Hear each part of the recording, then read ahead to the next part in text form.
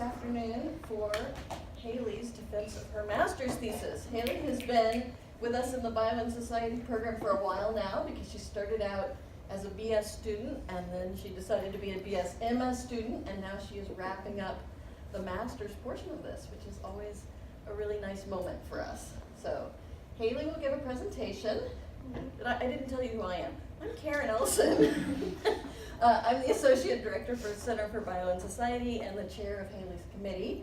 Hailey's other two committees members are Erica O'Neill, who is with the Lincoln Center, and Nikki Piemonte, who is with St. Joseph's and Creighton University? Yeah, I'm the Assistant Dean for Medical Education at Creighton University. Yeah. I just would like to say it's a power squad. So thank you both for participating in this and coming from far away. Usually people don't have to travel quite so far for the defenses. And thank you all in the audience for joining us. Hailey will talk, give us a presentation, overview of what she's been doing. Then we'll give everyone in the audience opportunity to ask questions. Then we will take a short break for those of you who need to buzz off and do other things. If you want to stay and hear committee questions, you can. So we will reconvene, have committee questions, then we will send Hailey out, and we will deliberate, and then we will wrap everything up. So, it's all yours.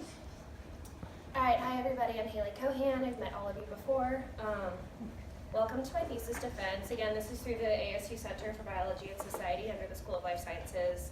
And today I'm going to be talking to you about advocating dignity and the Death with Dignity movement in the United States from 1985 to 2011. Let's get started.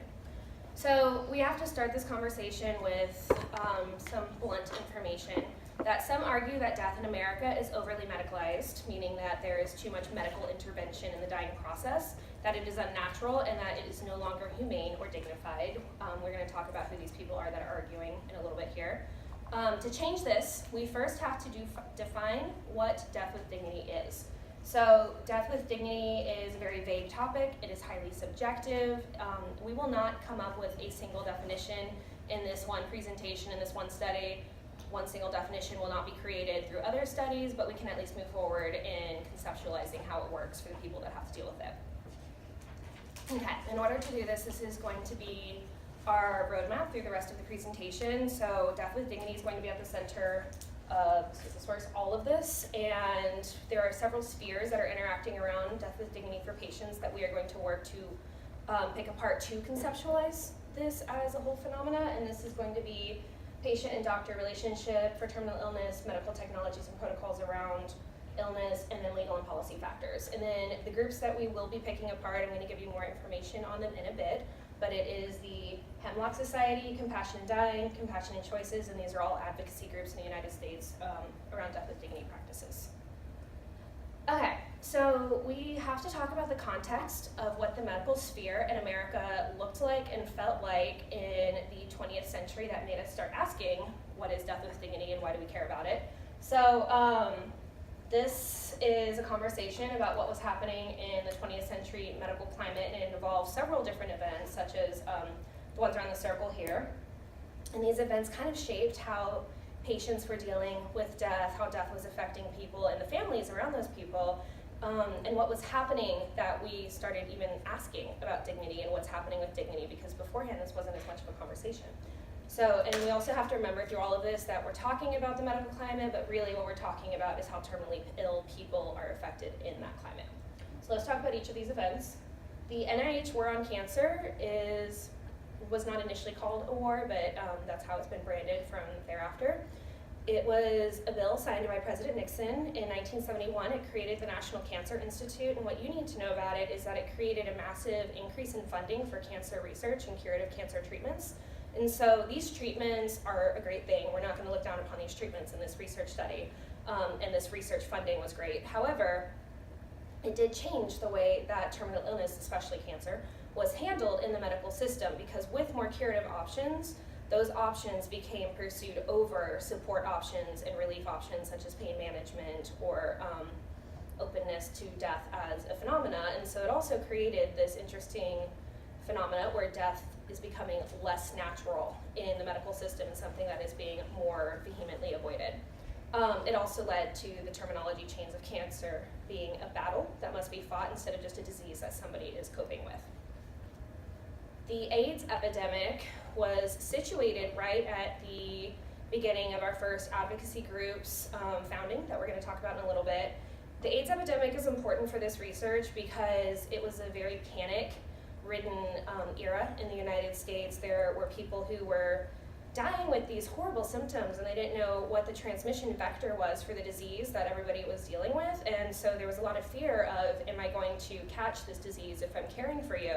And so a lot of people were left abandoned in the medical system by their caretakers, by their family members, their doctors, and this left a lot of people with horrible symptoms, alone in excruciating pain, knowing what the outcome of the disease was because it was an epidemic. They had seen other people die of it, and subsequently a lot of people were unfortunately ending their own lives out of fear, panic, loneliness from jumping from high buildings, hangings, gunshot wounds, and other unpeaceful, undignified deaths that just were driven by panic rather than peace and comfort. And so you can see on this graph that 1987-ish, where our first advocacy group began, the death rate from AIDS spiked from below 10,000 already up to 13,000, 16, 20. You can see how rapidly this spike happened, and this is right around when interventional drugs were introduced, but that is not part of this study. Okay, so there are certain media events that happened that drew attention to the Death with Dignity practice field. We're going to start out with Terri Schiavo. So she was a woman in a persistent vegetative state who entered that state suddenly and unexpectedly in Florida in the 1990s, and there was a big issue between her family after she had been in that state for about 10 years, where her husband, after having had communication with her doctors, understood that she was not going to leave that state and that she would remain in a persistent vegetative way for the rest of her life, and that meant that she was brain dead.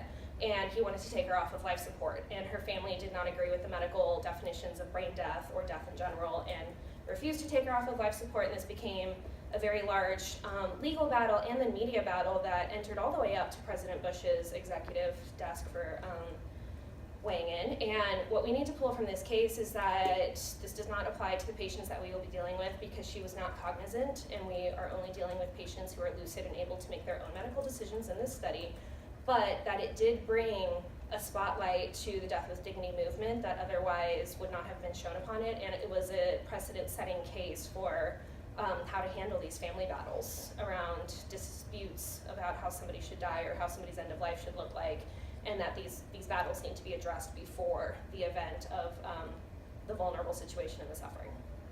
And this is Terri right here in her hospital bed with her mom. So Dr. Jack Kevorkian has to be discussed in any study talking about Death with Dignity. He is referred to as Dr. Death because he was a physician in Michigan and a professor at university there who believed that terminally ill patients should be given the right to end their lives when they wanted to, but he did not work within the law or the medical system. He is often distanced intentionally from the legal and medical systems around this area because his methods were so different from how all the rest of the systems handle it. And many patients died using his machine, which they can hook up to it and push their own button and have their life stopped through medication delivery or asphyxiation. But he is important because he also brought attention to a field that otherwise would not have garnered this kind of attention and this kind of media spotlight during this time. He also went to prison for a long time, and it was a mess, and this research will also be distanced from his work, but we still have to mention how he did bring the light onto the general public about Death with Dignity. Okay,